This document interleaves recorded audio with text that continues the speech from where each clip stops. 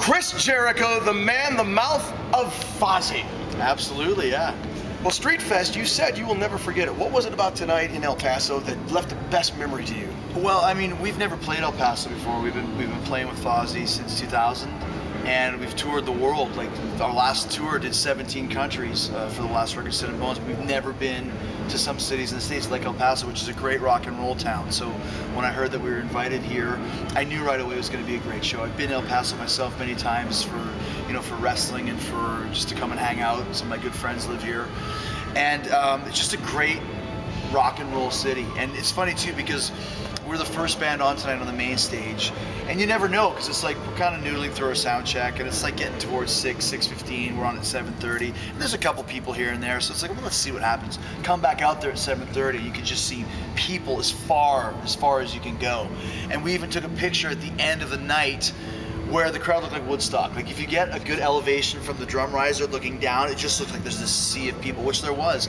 And I always love asking how many people have never seen Fozzy, and everyone put their hand up. Yet the whole show they're chanting Fozzy, rocking with the songs, clapping, singing along, doing whatever it was that we wanted them to do. So, and that's the sign of a good rock and roll crowd. We just had a blast, and so did we. Well, some of your newer fans may not realize that the same year you entered the WWE was the same year Fozzy got started, 99. It's been that long. It has been, and it was more of just kind of a, I started playing in bands when I was 12. I always wanted to be in a rock band, and I wanted to be a wrestler when I was a kid. Those are my two goals, and never really thought, like, why can't I do them? And I'm pretty much the only person ever to have done both those things. So there's always people that are going to say, oh, you can't do this, or you can't do that, or that's never going to happen. And we never really listened, and we started Fozzy just kind of as more of an experiment, kind of a fun thing. We really started getting really serious, making it the priority back in about 2009, and that's when you can really see the band starting to grow and seeing the momentum that we've had just start to increase with every record and every song we put out. Well, Chris Jericho, lead singer of Fozzy, former wrestling superstar. It's been 4 years since you've been a part of pro wrestling, yet you went 4 years ago. Well, full time. I've been coming now. Yeah, exactly. The appearances and the Hall of Fame stuff. But 4 years ago, you're kicking ass in the ring. Now you're kicking ass on stage, even inviting people to grab ass.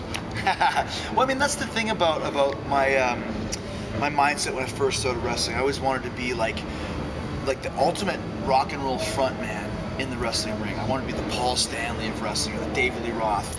And then when we started Fozzy, I took the same characteristics that I was using as Y2J that I had taken from Paul Stanley and put it back into music. So there's a real cohesiveness between wrestling and music, because you're in front of a live crowd. You want people to enjoy themselves. You want to be the party host. You want energy. You want reaction.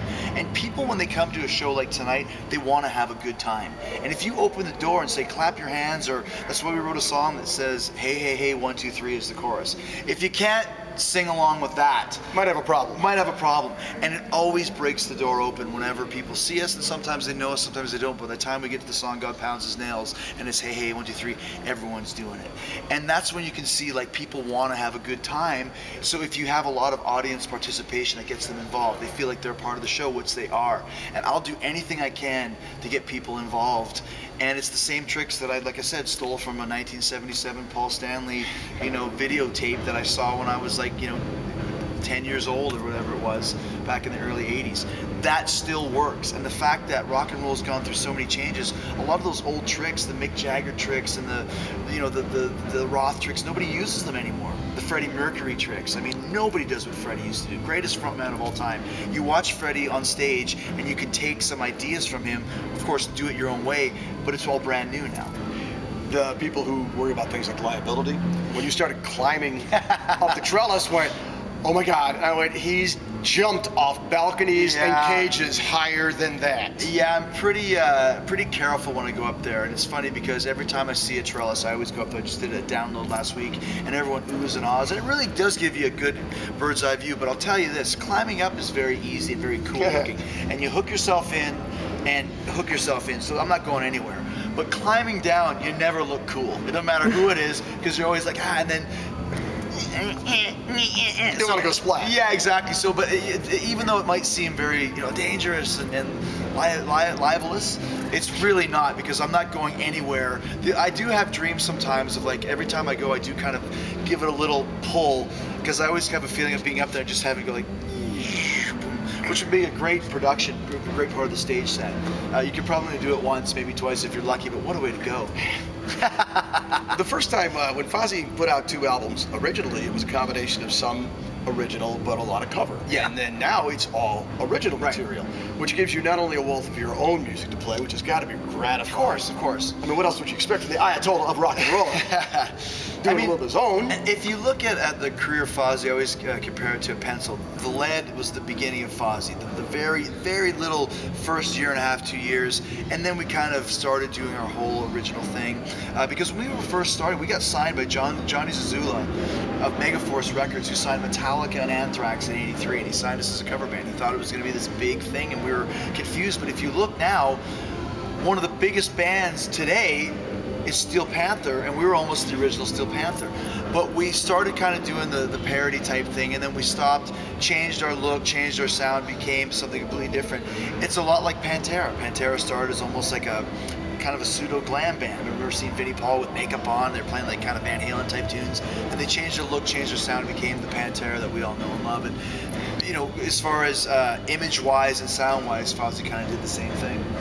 Well, with some of the covers that you play, you can go back and touch on some bands that people, the older fans, will have forgotten about, and the younger fans aren't aware of. Now look, okay, all right, Chris Jericho.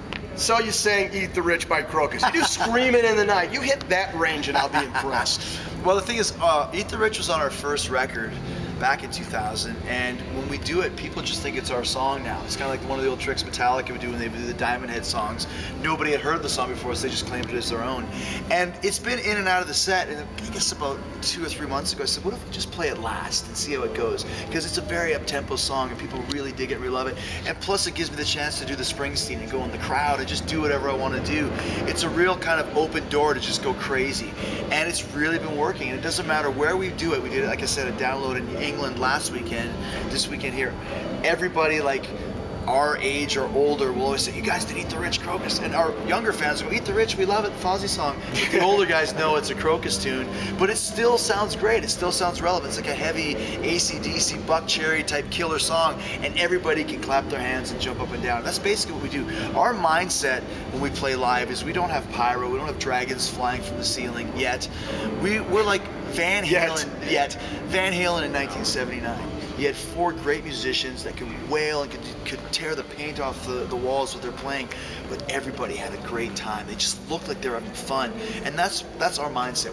Everybody on stage has a great time, and it's infectious. When you go to a show like that, I remember seeing bands plenty of times where they just don't look, they look kind of bored or not into it. Walking through it. Yeah, and you get kind of bored as well, but when you're going the extra mile, so I love the Stones, I love Mick Jagger, he's always looks like he's the coolest guy on the planet.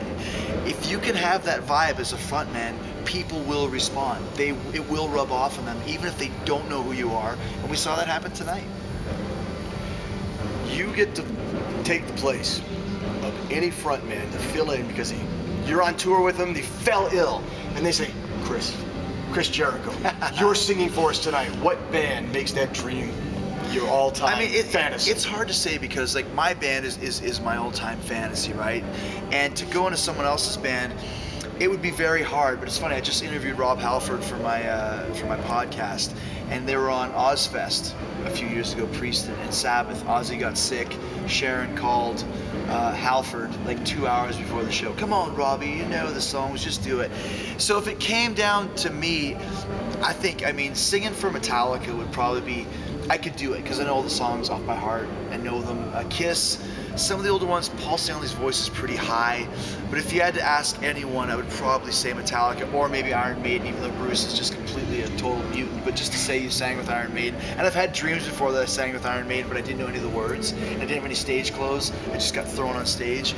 But I mean, I would always feel like I'd rather be in the crowd watching my favorite band. But if you absolutely sing Gun in the Head or Avenged Sevenfold, I could do that too. I mean, I think that would be a cool one if Matt got sick and said, you got to do it or the gig's canceled.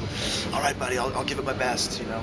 So, well, how you answer this with a degree of enthusiasm is going to tell me how effective it truly was tonight for you, for Fozzy, for Chris Jericho fronting Fozzy, in front of the El Paso Downtown Street Festival 2014. Santa Fe Avenue, Santa Fe Street. You said you'll never forget it. I won't forget it. But it's the truth.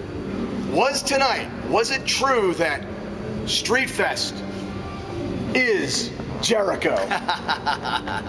I would say that looks like my cue to say that tonight definitely Streetfest is Jericho and Fozzy too.